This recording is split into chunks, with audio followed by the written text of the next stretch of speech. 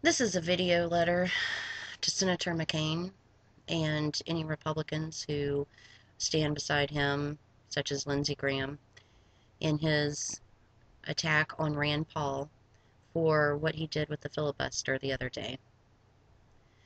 Mr. McCain, I have in the past historically seen you as a leader.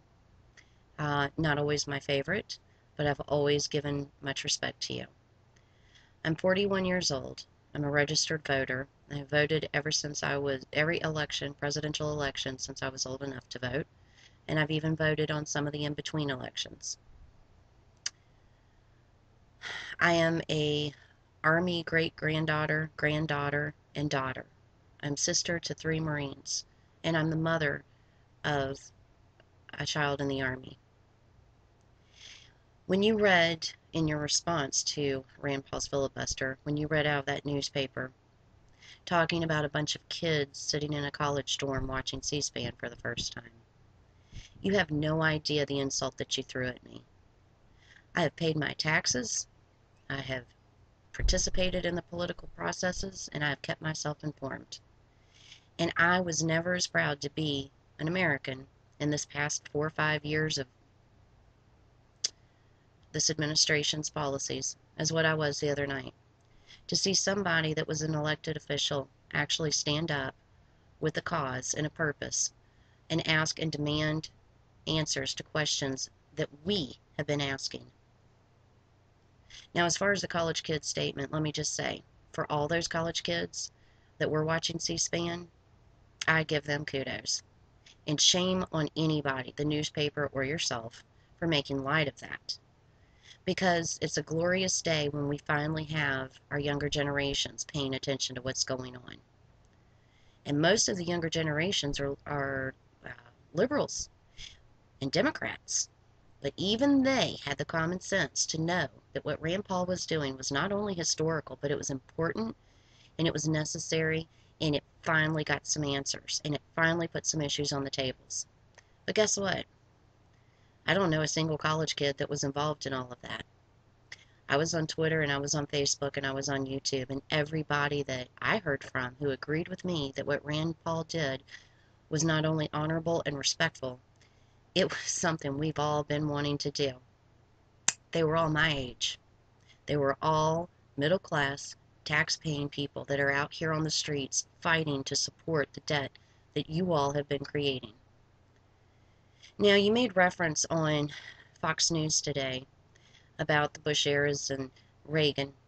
Well, Senator McCain, after what I've heard you say this last few days and the way that you have attacked Rand Paul, you are no Ronald Reagan. I'm really tired of everybody up there using either excuses of people are college kids, liberals, or something was wrong with the Bush era. You know what? The Bush era is done and gone. It's been behind us for a while now. And this is a different time anyway.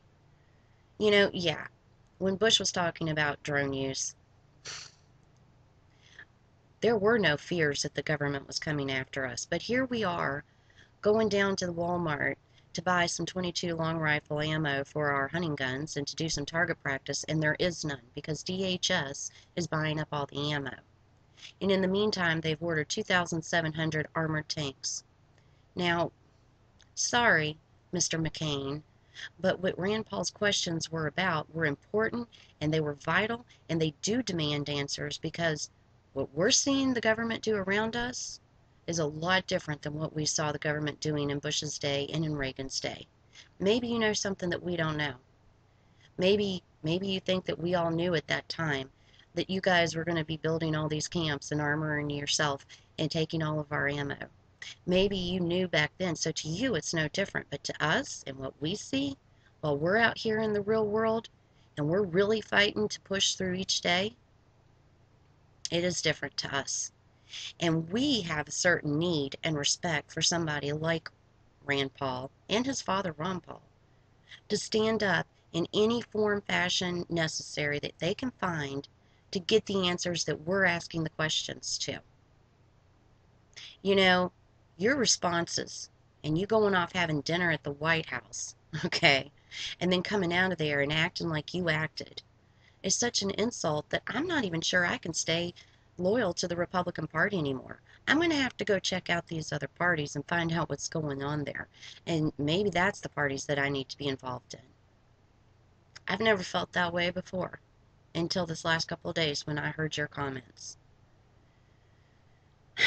I'm a Virginian resident, and of course, my local leaders, yeah, sometimes they upset me. Sometimes I disagree with them. But I always stand behind them, even if they're of the other party than me, because I have respect for their position. Well, guess what? It's a good thing that I don't live in your state, because I'd have to move. You really have upset me and insulted me, and I think that you owe everybody in your party an apology, not Mr. Paul. Because what Mr. Paul did was took the stage in a format where he could. Because where else was he going to ask this question? Where else was he going to be on primetime TV and be allowed to ask these questions and drive this point home? It is real. It is true. And I, for one, am so proud and happy that he did what he did. And I was up all night with him, and I was on Twitter, and I was on Facebook. And I'm not in college, like I said. I'm a grandmother. I have 2 grandchildren. So the next time you get ready to jump on some little newspaper article and make yourself feel all big and cocky and then try to insult somebody who actually stands up for the Constitution and for the people with which it represents, I think you need to think twice, because your actions and your comments just show and prove that you are so far out of touch with what's going on in our lives and our concerns and our fears that you really have no business being a leader for us anymore. I hate to be so disrespectful sounding, but you disrespected me, and you disrespected many of my fellow Americans. And you continue today to get on the news and try to downplay it and disrespect Rand Paul. Well, guess what? We still stand with Rand, and the only thing that you're doing is pushing it harder. I stand more firmly with him right now than I did even 2 days ago when he was doing what he did. Thanks for your time.